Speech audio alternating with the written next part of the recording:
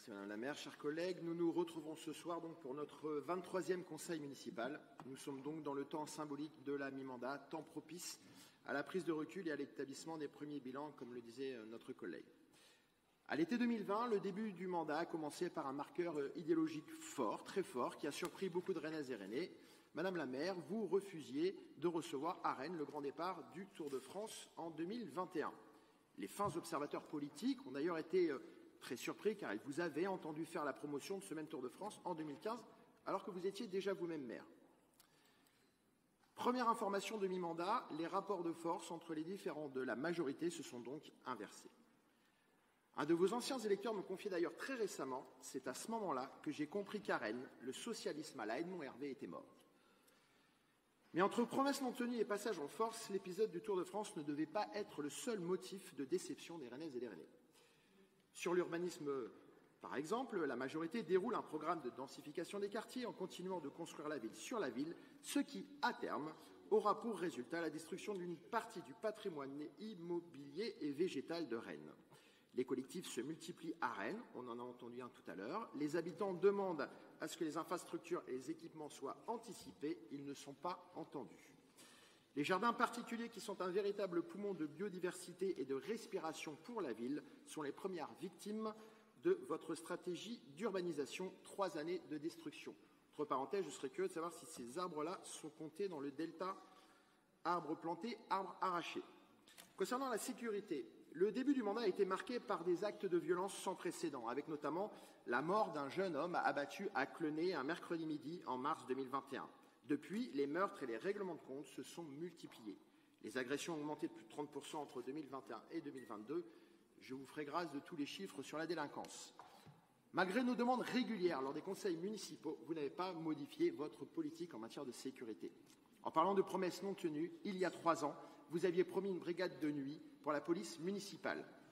C'était une excellente idée. Cette brigade n'a jamais été créée. Concernant le transport, si une partie des Rennais bénéficie d'un nouvel équipement avec la ligne B du métro, un très bel équipement, l'autre partie continue de subir la politique de contrainte menée par la majorité. Création de bouchons artificiels, suppression de voies de circulation, suppression de la place de stationnement dans les quartiers.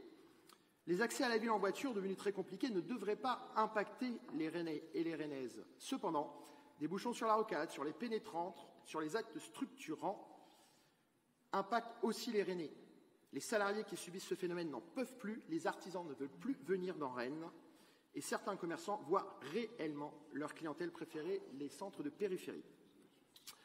Alors certes, les voies pour vélo se sont multipliées, mais comme vous le faites avec idéologie et non pragmatisme, vous avez aussi multiplié les conflits d'usage à Rennes, y compris entre cyclistes eux-mêmes, j'en ai été témoin pas plus tard que ce matin. Et pour faire le lien avec la sécurité, les lieux d'accès au transport en commun, qui devraient être sanctuarisés puisque vous poussez au transport en commun, sont souvent les lieux où règne le plus grand sentiment d'insécurité. Place de la République, à bord des stations de métro, Esplanade du Général de Gaulle, place Sainte-Anne, et j'en passe.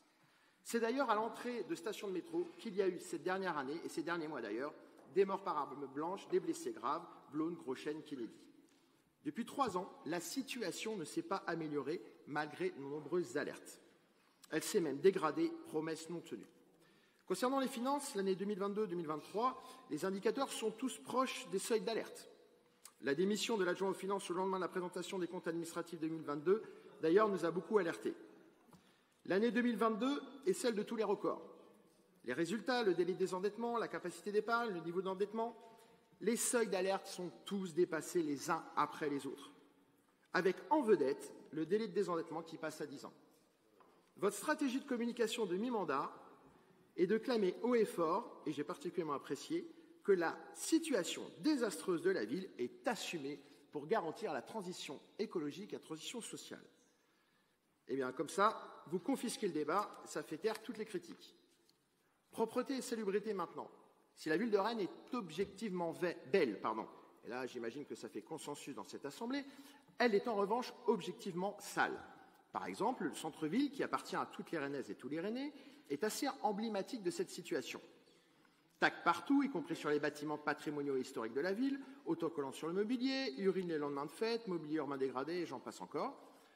Aucune amélioration en 3 ans, malgré les déclarations d'autosatisfaction. Les Rennaises et les Rennais ont des yeux pour voir et ils ont un nez pour sentir. Sur ce sujet, je me rappelle les promesses sur la place Sainte-Anne quand il y avait les travaux. Elle devait être le joyau de la ville. L'état de la place Sainte-Anne, mes chers collègues, est tout simplement lamentable. Enfin, sur l'écologie, on en a beaucoup parlé. Si l'écologie est le sujet le plus mis en avant dans cette Assemblée par cette majorité, et Laurent Hamon nous en a fait un état tout à l'heure, on peut raisonnablement douter de votre sincérité quand le projet de la majorité est de défendre de manière acharnée le modèle de l'ultra-métropolisation. De nombreux experts s'accordent sur le fait que les grandes métropoles ne sont pas un modèle de vertu en termes environnementaux. À ce modèle mortifère, à terme pour notre ville, nous proposons un modèle de développement urbain en coopération avec les territoires qui nous entourent. Petites villes, villes moyennes, grandes villes brétiliennes. Enfin, et pour conclure, 3 ans après les élections de 2020, nous souhaitons rappeler que vous devez tenir compte aussi des 80% des inscrits rennaises et rennais qui ne se sont pas exprimés pour vous. 93 109 personnes, chers collègues, n'ont pas mis un bulletin en votre faveur sur les 116 610 inscrits à Rennes.